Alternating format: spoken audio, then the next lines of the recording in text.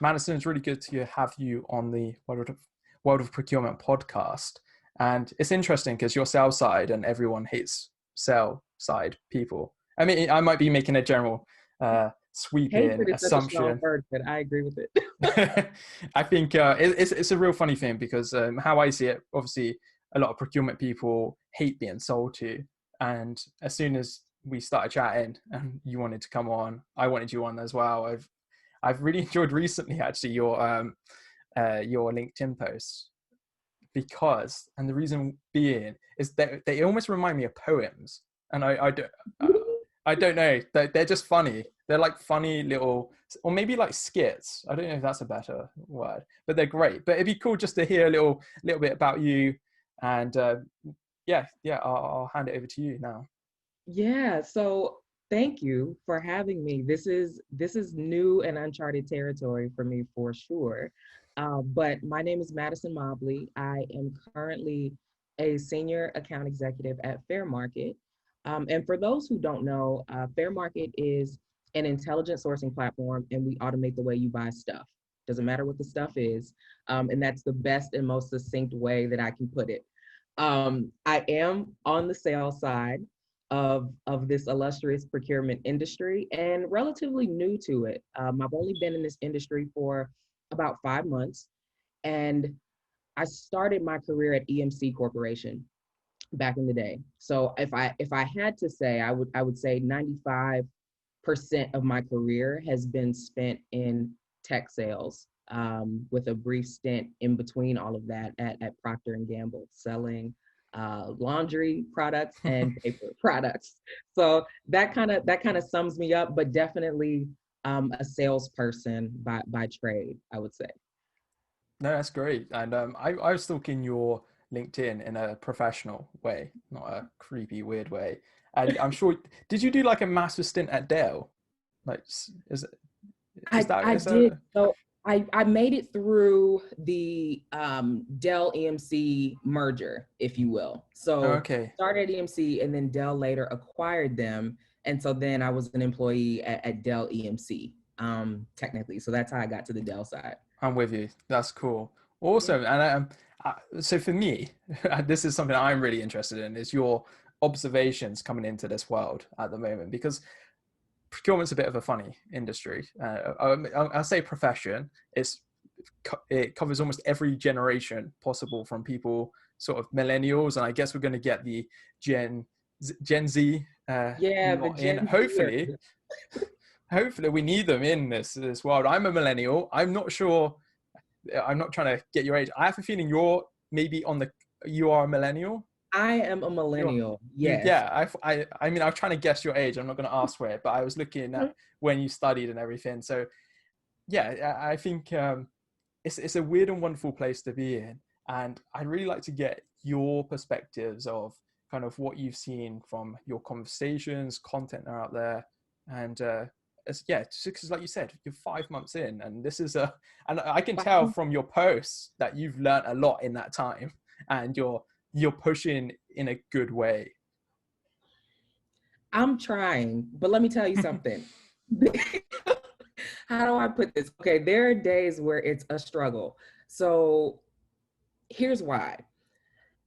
I have taken a very particular interest in self-development because it took 5 minutes of me starting to cold call and email and slide into people's DMs in this industry to learn, okay, there are a lot of people who have given their life career to this industry, decades of experience. And so for me to feel like I have a viable seat at the table, then I need to be self-educated. And so that requires immersing myself in the podcasts, in the content, in the white papers, to kind of bridge that gap.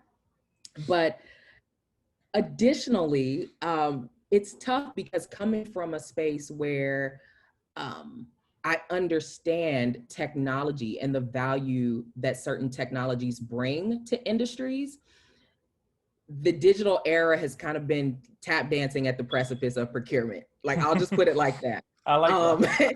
And so, how do we get to a place where Same way, you know, you think about these high tech industries who have a very large appetite for things like artificial intelligence, robotics, process automation.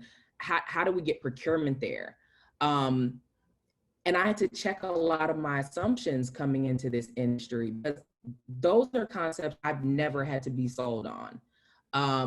I grew up in a household that could be characterized as, you know, an early adoption kind of household, always on the cutting edge of the latest and greatest stuff. That's not how everyone was raised, one. And two, that's not how everyone in the procurement industry is currently operating. And so how do we bridge that gap and work together to take this industry to new and unprecedented heights? I really like your perspectives there, because it's something that I've been thinking about. Because when I was younger, actually, my mom was horrendous with technology. So we didn't have much tech in the house. We barely even had the internet until maybe I was like 10, 11, and it'd been out a fair while. I'm trying to think of how old, like the year then, maybe 2002. 2002 Okay, was, yeah, yeah. so it was actually quite late. Like other people had the internet. So like I come from a background that isn't an early adopter in kind of tech, but I am myself like I have too much tech. Like I'm sat here talking to you on my MacBook. Yeah, I've got an iMac here, an iPad here, and two iPhones. Like it's just unnecessary. Mm-hmm. And I know I'd be interested to get your view on whether you think millennials have a slight advantage in terms of not being a hard sell on the benefits of everything, whereas people who are outside of that millennial, so the Gen X, the baby boomer sort of generations, whether they are slightly slower to adopt it as a wide demographic because they didn't have that tech growing up. They're not natives with that tech.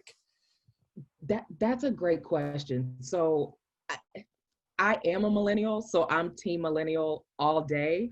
But even if I weren't, if I were kind of to step outside of myself, I think millennials are in that really sweet spot where I remember having the Nokia phone where I was playing Snake. Snake. Like the only game that was available. Oh, and I it's love like, that game. God, this is awful. But it was like the coolest thing ever, right? Yeah, definitely. To being part of a household where it's like, okay, Madison, when the lights come on, we need you inside, right? Like we played outdoors quite a bit before the AOL boom and all of those things. So we got the best of both worlds, I think. We were able to grasp the value of like interpersonal conversation, time outside, you know, getting your hands dirty, but also we were able to grow with the evolution of technology in a really powerful way. So we get the tech, but we also understand that technology is never going to replace certain characteristics that are unique to being human. Whereas the Gen Zers love them too, but they are just straight up fearless. Like I still have the fear of God in me, but I love and understand technology. And I think that's the subtle differentiation, I would say, just based on my observation. Yeah, I think that's a really good observation. I think the Gen Z coming through, just there's no stopping them with what they think technology can do. And I look at, well, I'll give you a good example of what I've dealt with over the last 2 years between 3 different organizations that I've done work for and try to help and bring forward that only one of them had what I would even call an ERP system. Okay. And that system wasn't implemented well. That's actually a government organization. And then 2 private sector companies worth, one of them is probably worth a few hundred million, one of them's worth billions. They still didn't have any sort of procurement software. So every single thing was manual. So I can't tell you how much time I've done. It made me cry. I had to do RFPs, RFQs, massive tender documents, I can't explain the sheer amount of data I had to get out the door. And when I look at these organizations, they're already hurting my head because I struggle to work in that environment. Then it is a way to protect jobs for people who don't want to push forwards. And when I think of the Gen Z lot that are going to come through, and they could be coming through any second now, let's be honest, any second in apprenticeships. I guess some of them could be early university or college students right now. I just don't see how they're going to fit into this profession with so many. And I know it's not just, I'm not a weird little case here. There are many organizations out there like that. There are, and what gets me worked up, because we're all professionals, so the things that I hear on the phone sometimes, it's like, let me take a minute before I address this professionally. When inside, it is very fair to be at an organization where you're still doing manual work, but I need you to have an appetite to learn the other ways that you could potentially go about it. I think, I don't know if we call it ageism, but I can feel there are times when I'm on the phone where there's just an immediate lack of appetite. And as a salesperson, I'm not looking to sell you something that's going to put your job in jeopardy. I'm trying to get you promoted. Like, we can all be great out here. It's just, I need the appetite for the ongoing education about what's available and how technology is designed to enable you, not make life more difficult. And that's still a conversation that I'm having, which I don't understand. Yeah, how I look at it, imagine if you didn't have to send a million, I'm being dramatic, a million emails out a year, all of these, when you're procuring stuff, you don't have to manually move all the files somewhere, put them into an email, send them over, because that's quite common practice for a lot of organizations. They're still sending everything out via Outlook and using Outlook to almost track everything they are doing. And like, if I wasn't doing that, I'd be doing stuff that's actually fun. Like, I'd be talking with my suppliers, I'd be building up better relationships, going and chat with my internal stakeholders and figuring out, actually, guys, what do you need next year? What's our pipeline look like?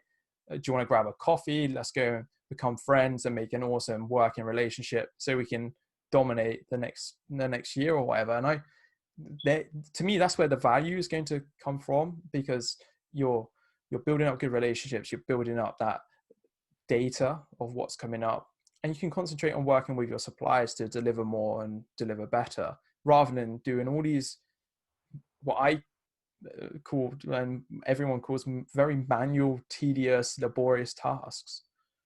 You're absolutely right. And one of the things that attracted me about Fairmarkit was that, yes, we can help automate how you buy stuff, period, but we entered the market exclusively focused on how do we manage Tailspend in an automated fashion. Who wants to manage that stuff manually? It's not a strategic buy. What are we doing? Yeah. So I'm like, this should be a very easy sell. One would think, because it's not like we're not, but you hit the nail on the head. If we can get to a place where, because I also think it's a self-worth thing. I think back in the day, procurement was always in the basement, in the corner, don't talk to your neighbor type of industry or organization. With still is. Okay, good. I tried to paint a bright picture. I'll say it. I'll be nice. Okay, perfect. Because I'm new, so I can't say everything yet. But it's a self-worth thing, because I think there are a lot of folks right now in these organizations who don't feel like they have a right to do highly strategic work that directly impacts the bottom line. Everything procurement does directly impacts the bottom line. So you should have a direct connect to the C-suite and all of the C-suite friends. And I don't think we trust that to be true in this industry, and it's absolutely true. So we should start acting accordingly. Yeah, it's how I always look at this is it's very business minded. And if people become a little bit more business minded, your time is worth an amount of money. And if your time, if you just look at, I don't know, an average salary, and I'm just going to pull a random figure out, let's call it, I don't know, 60,000 of whatever currency, dollars, pounds.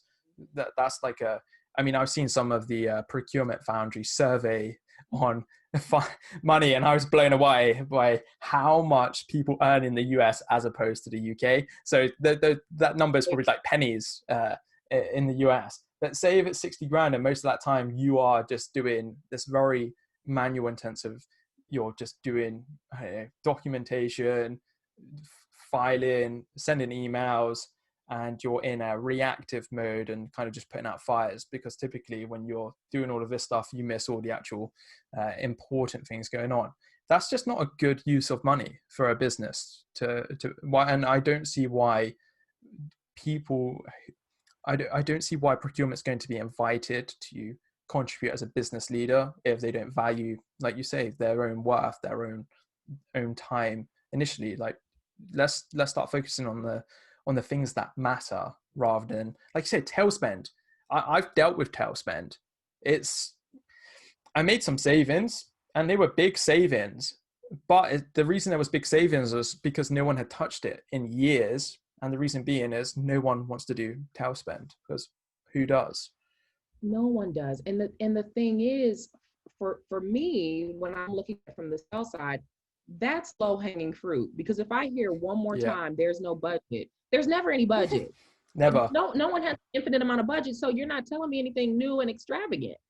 But if you would take the time, for example, to say, okay, let's address something like Tailspend, which is extremely low hanging fruit that unlocks money. And now we have budget to do other things, so I think it's interesting. It's interesting. Yeah. I think that's a really good point you just made. And I think it is often lost with procurement people. They focus a lot on savings, and they focus a lot on savings at the procurement stage. They don't really see it through, and they normally lose all their savings because they don't manage the contracts. The reason they can't manage the contracts is because they're caught up doing all the manual, tedious work. But it's a really good point that if you can start saving money, say at the back end on the tail spend, free up some money, it's not just necessarily procurement that might be able to use that, but your whole business has just freed up a pot of money that you can now use to reinvest in the business. Like, it's such a great business way of thinking. And that's why I think procurement people have just got into their heads that they are there almost to do this one type of role, to get savings via the sourcing of new components, not rather than thinking about it like, oh, actually, if we invest in this new technology, this new solution, can we save money that way? Which isn't how I see it, a traditional method of saving money. And I just think a lot of people, that's why I think there's always going to be a struggle selling something to me that it makes sense. It's an easy sell, like you said, or a perceived easy sell. To a lot of people, it just won't compute with the way in which they do things.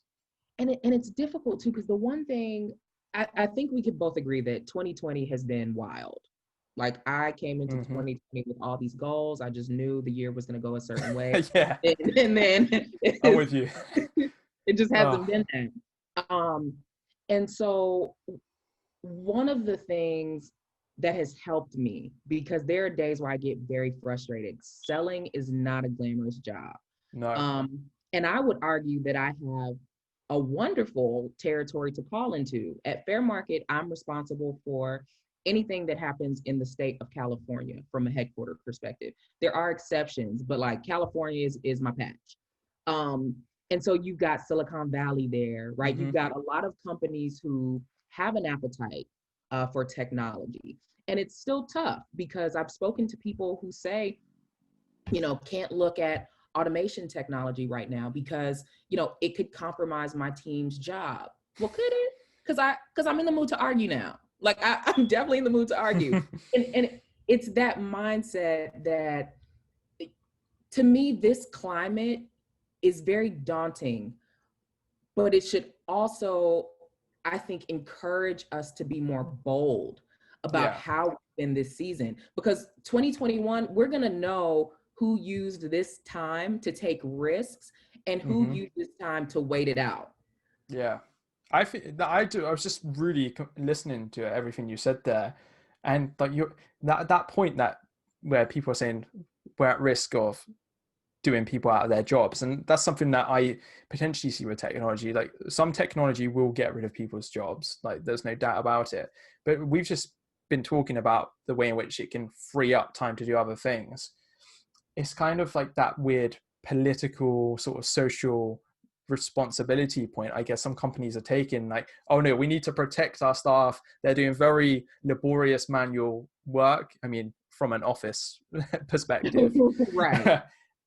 even though we know that they're just doing that and maybe we want them to do other stuff, it's the safest option just to stick it out as it is. And I think you're right. Like I think next year and probably a few years after that, we'll see organizations who were bold. I like that, rather than saying maybe rather than taking risks or whatever, being bold and pushing on and still investing in tech and making their working environments far better. I think, yeah, we'll see organizations fail in the next few years more than we've ever seen, and we're already seeing that in retail space right now. Mm-hmm.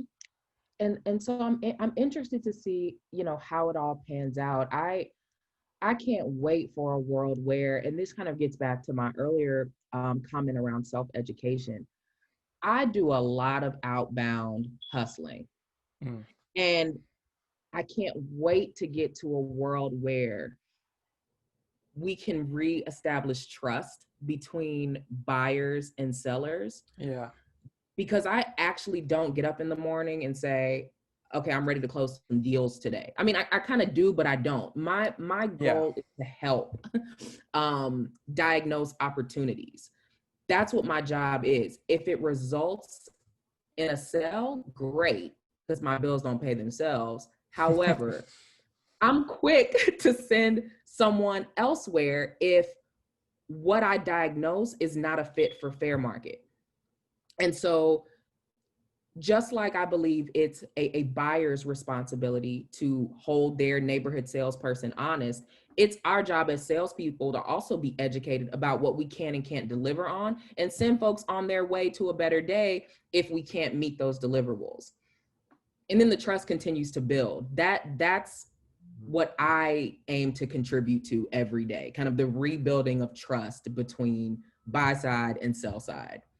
Definitely. I think it's a really good way of looking at it. I think I'm not sure if it's ever going to happen, but I think you touched on a really good point. Now I think the old school sales type roles are slowly changing to a more sort of consulting type, almost like a I don't know if this is a good or bad thing, but I kind of look at it as like a customer service type role, and like you're really going out your way to help the person, even if it doesn't end up being a sale that is a good fit. So I think it's a good thing to do.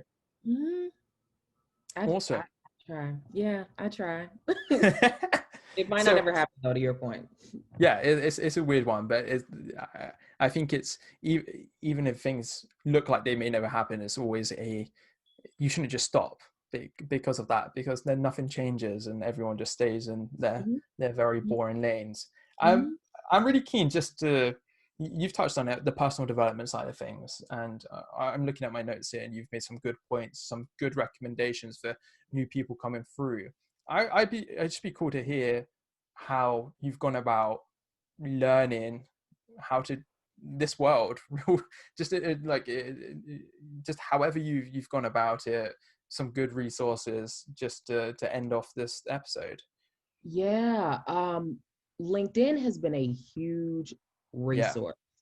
Um, and LinkedIn was not as popping as it was pre-COVID. Oh, I will say definitely. that there's been, because people It's don't have weird. anything to do. So Yeah, it's like, like what's going on here? Mhm. LinkedIn's a real interesting one. I agree with you, and um, almost noticed something else now, especially like if I type in procurement as a hashtag to search the content in that space, like the content's actually suddenly dropped back down, and I don't know if that corresponds with people going back to work who maybe were furloughed, or if people are back in the office and they can't be on their phones all day. I don't know, but I'm with you. LinkedIn's Mhm. amazing. It is. And to your point, exactly, following the hashtags is a great place to start, because you're going to be continuously exposed to, the thought leaders or aspiring thought leaders in any given space. So I started with following, the procurement hashtag, supply chain hashtag, Hmm. but then all of the things that I really, really get jazzed about, like AI, RPA, machine learning, they all have hashtags with a lot of Yeah. followers behind them.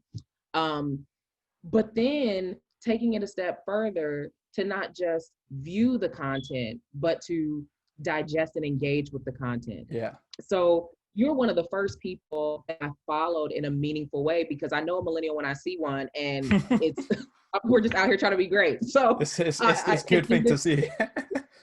it is. And then following you led me to a host of other people, through your podcast, through the content that you share, the people that you tag, and then it turns into this really elaborate web of Yeah. continuous learning. And that's helped me tremendously. And remaining curious, about what don't I still know, and where do I need to bridge kind of my knowledge gap as I continue to grow in this space. And so LinkedIn was definitely where it started, and where I continue to kind of spend more and more of my time. I think it's probably the best investment of your time from a professional setting on social media. Like, I still waste time on Instagram. I barely post on it.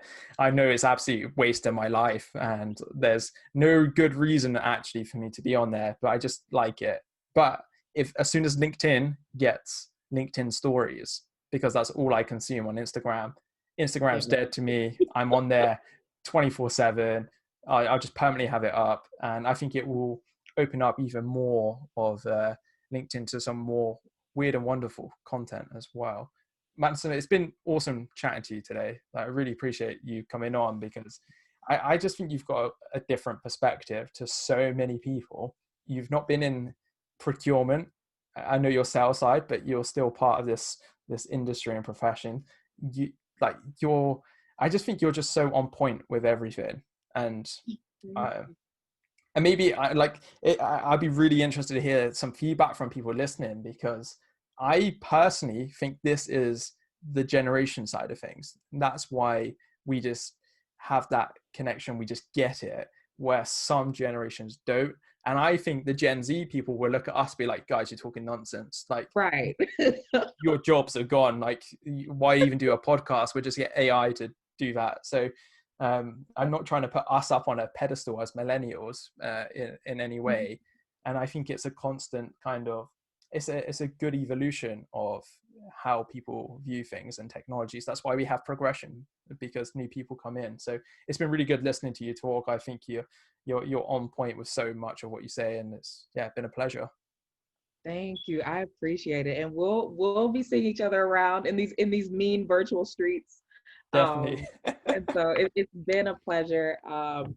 Like I told you, this is unprecedented territory for me. I typically stay in a corner somewhere minding my business, but I get really passionate about this stuff, and I never expected that to be the case. So this has been fun.